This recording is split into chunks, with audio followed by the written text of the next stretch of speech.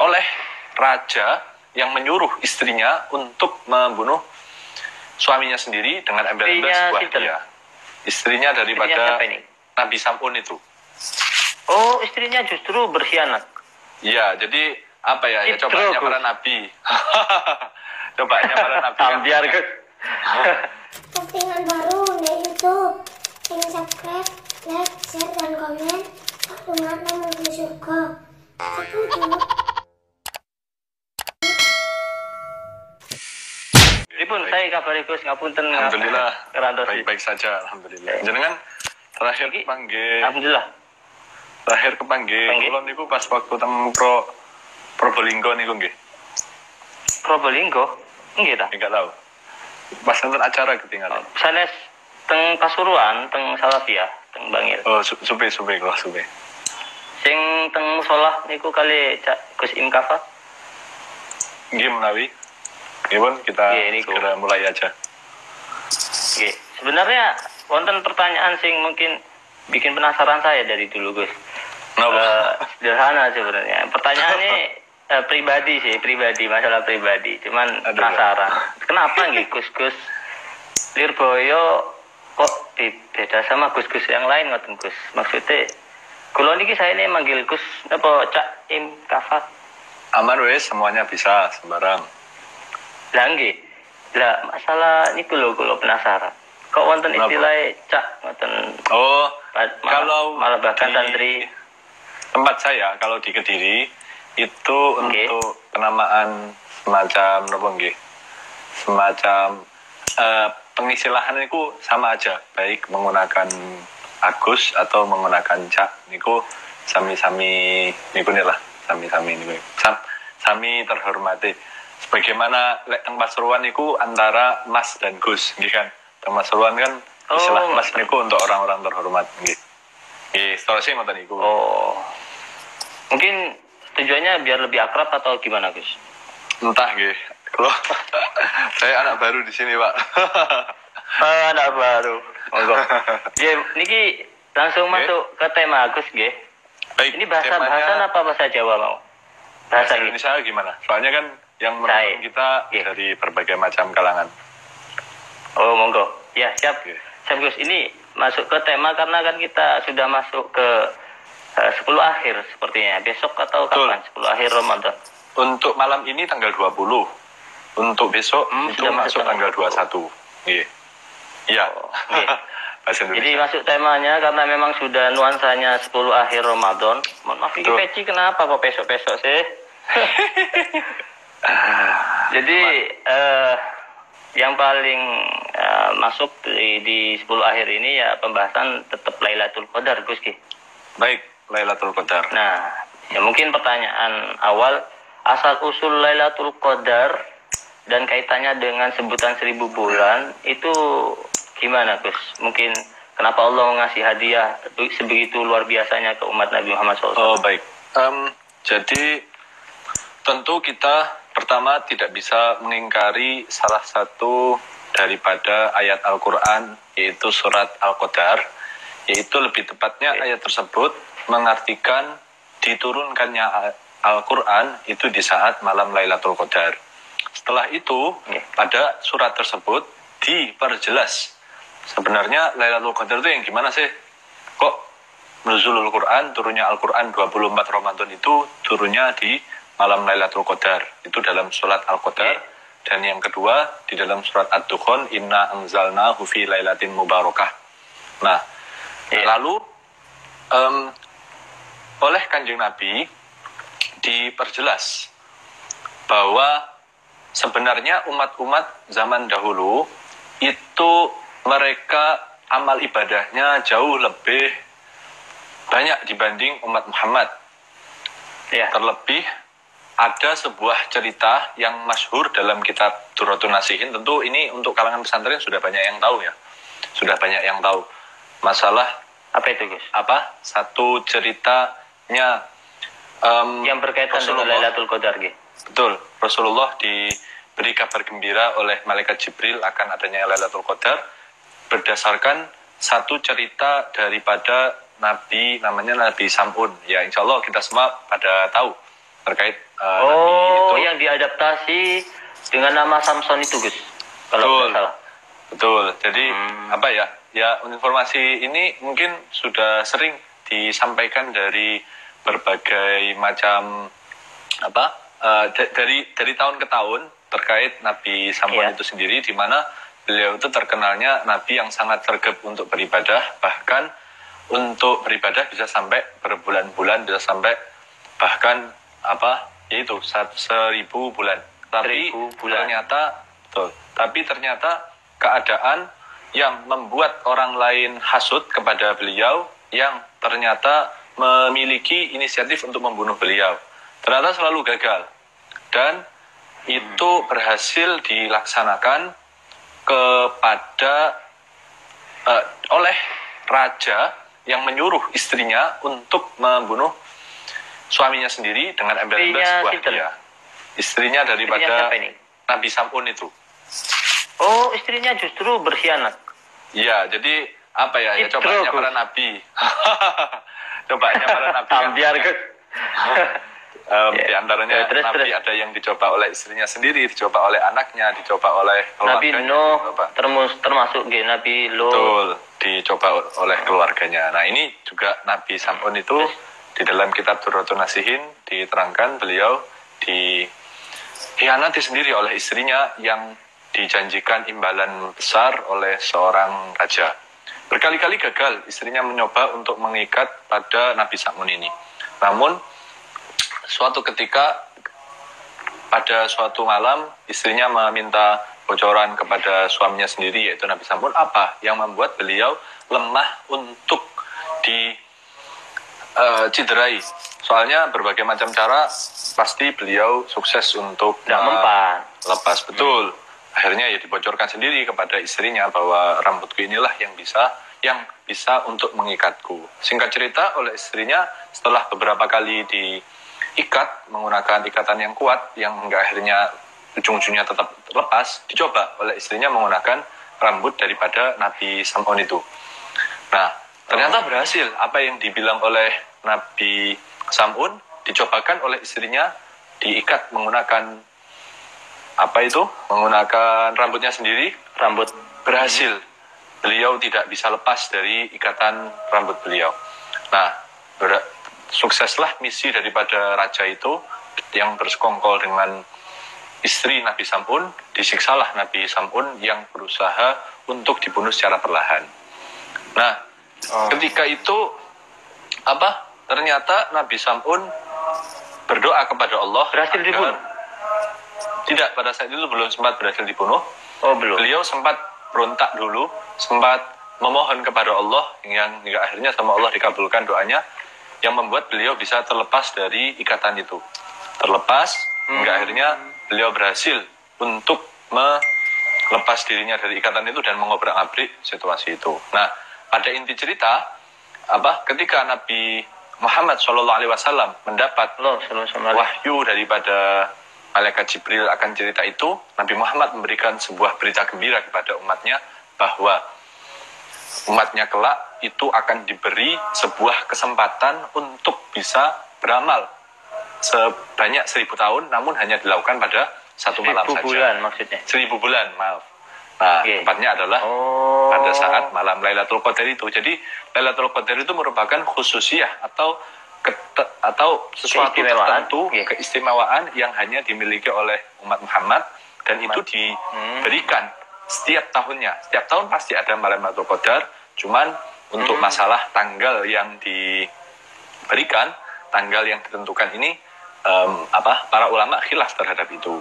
Namun khilafan daripada ulama ini itu justru merupakan sebuah nilai plus tersendiri. Bagaimana tidak, oleh Imam Al-Ghazali disampaikan, perbedaan pendapat itu justru membuat jauh lebih bagus. Dengan ini mereka akan bisa berlomba-lomba mencari malam Lailatul Qadar di setiap malam bulan Ramadan. Jadi tidak mencukupkan pada satu malam saja. Teman-teman manggilnya apa? Manggilnya teman-teman konco-konco guyon kalau di sini. Konco-konco guyon, ya. Jadi tidak hanya mencukupkan pada satu malam saja, tapi bisa memaksimalkan seluruh daripada bulan Ramadan ini, di mana bulan Ramadan termasuk dari salah satu bulan-bulan mulia Ashhurul Hurum yang antara sampai mulai tanggal 1. Betul. Yang bukannya apa namanya? Muharram, Dzulqa'dah, Dzulhijjah, Rajab, Ashhurul Hurum. Ramadan termasuk Ashhurul Hurum. Seingat saya gitu. Apa salah? Sebenarnya apa namanya? Ashhurul Hurum. Gitu gitu ada ya? 4 apa 5 apa gimana? Entah. Apa lebih istimewa lagi dari Ashhurul Hurum? Wallah alam, untuk itu saya kurang ingat. Tapi yang jelas untuk bulan Ramadan sendiri. Pokoknya lebih istimewa lah ya. Betul. Paling istimewa terjadi beberapa peristiwa, diantaranya yaitu Lailatul Qadar, lalu diantaranya ada Nuzulul Quran, lalu terjadinya perang Badar, wafatnya Sayyidah Aisyah, dan lain sebagainya. Jadi itu yang menjadi nilai lebih. Dan juga apalagi ada sebuah hadis yang menyatakan di bulan Ramadan itu setan dibelenggu. Jadi ya apa namanya, sungguh merupakan sebuah kesempatan berharga kita memanfaatkan dari tanggal 1 sampai tanggal 30. Gitu. Nah ini memang beberapa pendapat soal Lailatul Qadar memang banyak Gus ya, banyak khilafiyah ya, banyak ya. Cuma yang pasti dapat Lailatul Qadar itu orang yang bangun malam mulai tanggal malam 1 Ramadan sampai Lebaran. Kayaknya itu pasti itu dapat. Iya. Jadi itu terhindar dari khilafiyah, itu pasti kot itu kayaknya tuh. Iya. Nah yang apa namanya? Barangkali betul. Ashhurul Hurum tidak memasukkan bulan Ramadan, tapi apa namanya? Bulan Ramadan lebih istimewa lagi. Betul, terdapat beberapa keutamaan di dalamnya. Terima kasih koreksinya, Pak. Iya, takutnya jenengan punya referensi lagi gitu apa gimana? Takutnya gimana? Apa namanya? Sepertinya begitu. Ramadan justru lebih utama gitu. Betul.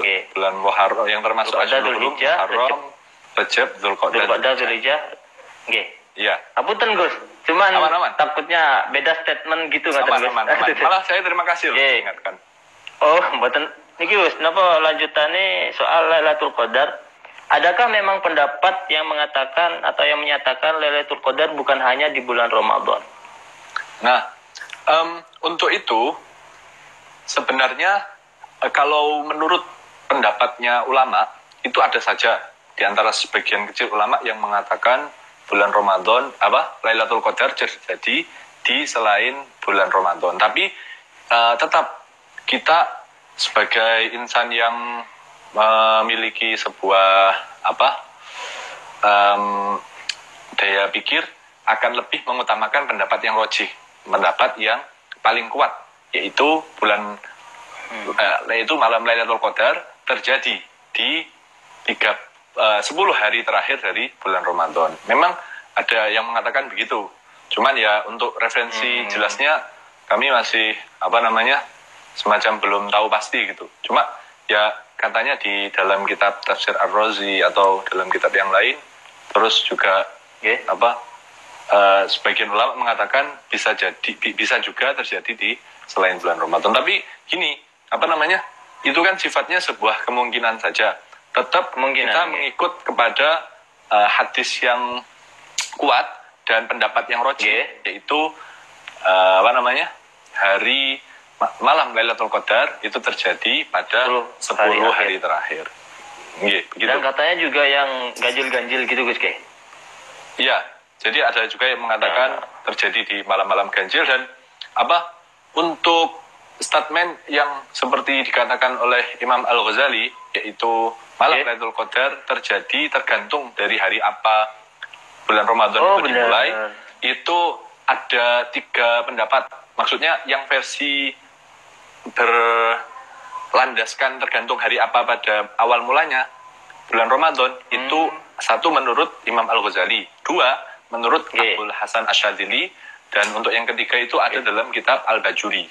Dan ketiganya itu sama-sama mengacu pada awal bulan Ramadan, awal bulan Ramadannya tergantung hari apa. Tapi semacam tidak sama antara pendapatnya Imam Al-Ghazali sama pendapatnya Imam Abul Hasan Asyadzili.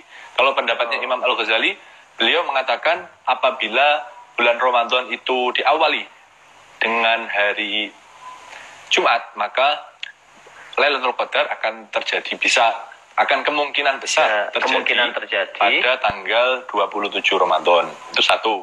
Kalau menurut Imam Abul Hasan Asyadzili, seorang wali yang memiliki Thariqah Asyadziliyah itu, beliau mengatakan kalau bulan Ramadan itu dimulai pada hari Jumat, maka malam Lailatul Qadar akan jatuh pada tanggal 17 gitu. Nah, kalau dalam kitab kalau dalam kitab 10 Gus berarti ya. Kalau menurut Imam Abu Hasan Asyadzili, kalau dimulai hari Jumat seperti yang ada 17. Pada bulan ini, pada tahun ini, yaitu akan kemungkinan besar terjadi pada tanggal 17. Kalau semisal tanggal 17, kalau mengikut kepada pendapatnya Abu Hasan Asyadzili, ya berarti telah lewat kemarin itu. Tapi juga ada satu pendapat lain yang ada pada kitab Al-Bajuri, mengatakan bahwa apabila awal Ramadan itu terjadi di hari Jumat, maka Lailatul Qadar akan terjadi pada tanggal 29. Begitu. Tentu ini merupakan sebuah ada rumusnya, Gus. Betul. Kesimpulan dari beliau-beliau memandang mungkin tajribah dari yang beliau lakukan. Ya ini berarti juga sudah menjawab pertanyaan followers, Gus. Adakah rumus Lailatul Qadar? Kalau ada, kapan itu? Gitu. Jadi barusan itu ya, Gus ya. Kalau jadi, Jumat seperti puasa Ramadan sekarang berarti tanggal 27, ada 29, ada 17. Betul, ada yang bilang 29, ada yang bilang 17, ada yang bilang 27. Tapi itu sifatnya hanya kemungkinan kuat, teman-teman Iya. Konco-konco guyon. Jadi konco-konco guyon. tetap untuk ikhtiar yang harus kita lakukan ya mencarinya pada setiap malam dengan minimal kita melaksanakan. Biar pasti aja, Gus. Betul, minimal melaksanakan doa yang dianjurkan pada saat malam Lailatul Qadar itulah, Allahumma innaka afuwwun karim tuhibbul afwa fa'fu anna. Betul. Jadi pertanyaan berikutnya, Gus, soal apakah ada tanda-tanda kalau malamnya adalah malam Lailatul Qadar, Gus? Ini dari untuk tanda daripada malam Lailatul Qadar itu bisa diketahui, pernah saya baca malamnya itu terbilang tenang, terus tidak dingin dan juga tidak panas, lalu suasana benar-benar sunyi begitu. Dan ini tanda-tandanya juga akan terlihat ketika malam Lailatul Qadar itu telah terjadi. Jadi di saat malam Lailatul Qadar itu paginya itu terasa sejuk sebagaimana terjadinya pada malam harinya itu. Bagaimana terjadinya pada saat malam Lailatul Qadar itu terjadi. Seakan-akan seperti memang di akhir surat itu, Gus ya, mungkin hatta salamun hiya hatta matla'il fajr. Iya. Jadi maksudnya damai gitu, tenang. Betul. Jadi semacam malam itu terjadinya malam Lailatul Qadar itu dimulai pada saat ghurubus syamsi, terbenamnya matahari, sampai terbitnya fajar itu.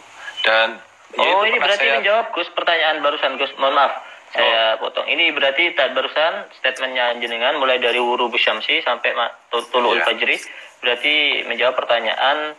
Ada followers menyatakan malam Lailatul Qadar itu kejadiannya semalam full atau hanya hitungan jam, menit, atau apa, Gus? Gitu katanya.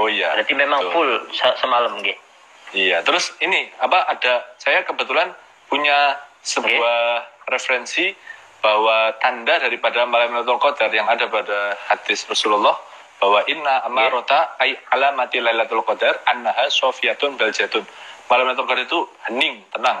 Ka'anna fiha qamarun sati'an, seperti di sana itu terdapat sebuah rembulan yang tenang, sakinatan sajatan, dan suasananya itu benar-benar sakinah, teduh semacam begitu. La barudha fiha wala harra, yang tidak panas dan juga tidak dingin.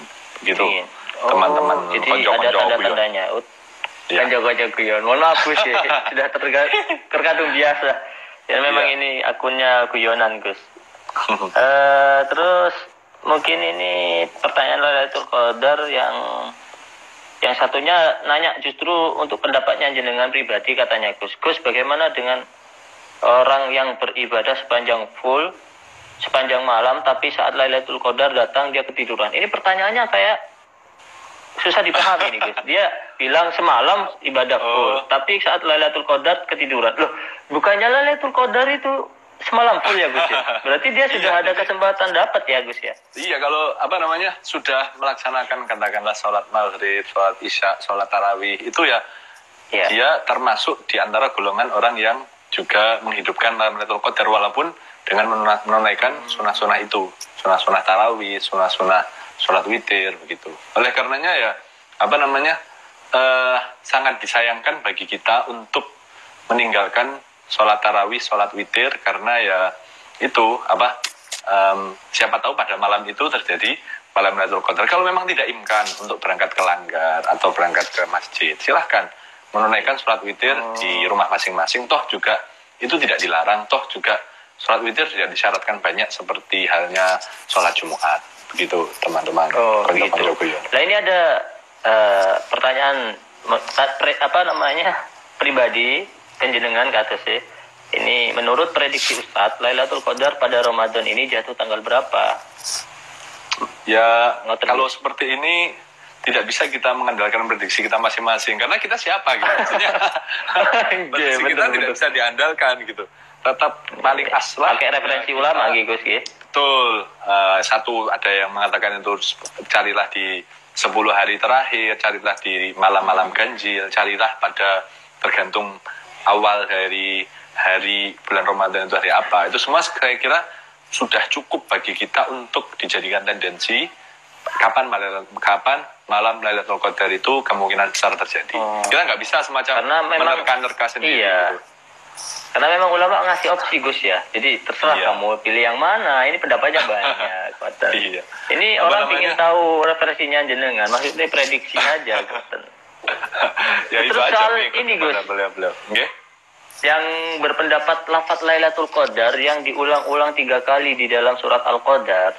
Yang katanya Lailatul Qadar itu ada 9 huruf, kemudian 9 kali 3 itu di total 27. Itu pendapatnya sinten ya Gus? Itu pernah selentingan. Kalau itu saya kurang tahu betul ya masalah itu. Tapi jadi, yang jelas ada suatu hadis. Ya. Kalau masalah kalkulasi itu saya kurang mengerti betul. Tapi yang jelas saya pernah baca ada suatu hadis ya yang mengatakan malam Lailatul Qadar itu pernah terjadi pada tanggal 27 itu. Tapi ya itu Imam An-Nawawi mengatakan bahwa bukan. Lupa saya. Ya mungkin. Cuman saya kurang begitu tahu. Tapi ya Imam An-Nawawi mengatakan malam Lailatul Qadar itu sangat mungkin terjadi tidak dalam hari yang sama, tidak dalam selalu pada tanggal sekian gitu. Pas dalam tahun ini bisa jadi hari ini, dalam tahun selanjutnya bisa jadi hari ini, dalam tahun selanjutnya lagi bisa jadi beda lagi gitu. Jadi ya sifatnya random gitu, umum. Random. Biar kalau misalkan tertentu kan justru hikmahnya Gus, kalau saya ambil hikmahnya poinnya, kenapa kalau Lailatul Qadar ini tidak ditaksis sama kanjeng Nabi, bahkan sepertinya memang random, tidak jelas, karena memang kita dituntut untuk beribadah banyak-banyaknya dan dimanapun. Kalau misalkan ditaksis, ditakyin satu hari tertentu di tanggal tertentu, kan kita justru memilih hari Gus untuk beribadah. Selain hari itu tidak diforsil gitu, mungkin barangkali. Betul ya, itu gitu. Tertulis dalam kitab Ihya kalau tidak salah begitu. Saya pernah baca. Biar memang ibadahnya juga random gitu, biar sama-sama kuat mulai tanggal 1 sampai Lebaran. Ibadahnya sempurna dari 1 bulan penuh. Mungkin hikmahnya di situ barangkali. Lagian juga Imam An-Nawawi berkomentar sunnah untuk menyimpan bagi siapa yang mengalami dan begitu yakin bahwa malam ini adalah malam Lailatul Qadar, itu sunnah untuk menyimpannya, tidak dibilang-bilangkan ke orang lain. Dan ini semata-mata alasannya juga nggak jauh dari tadi, yaitu biar orang tidak mencukupkan pada malam itu saja untuk beribadah. Gitu Benar. Justru lebih baik begitu. Dirahasiakan. Baik, mungkin itu saja barangkali Gus pembahasan soal Lailatul Qadar temanya. Mungkin kita langsung beranjak ke tema yang paling lagi rame ini Gus, soal prank ya Gus. Thank you.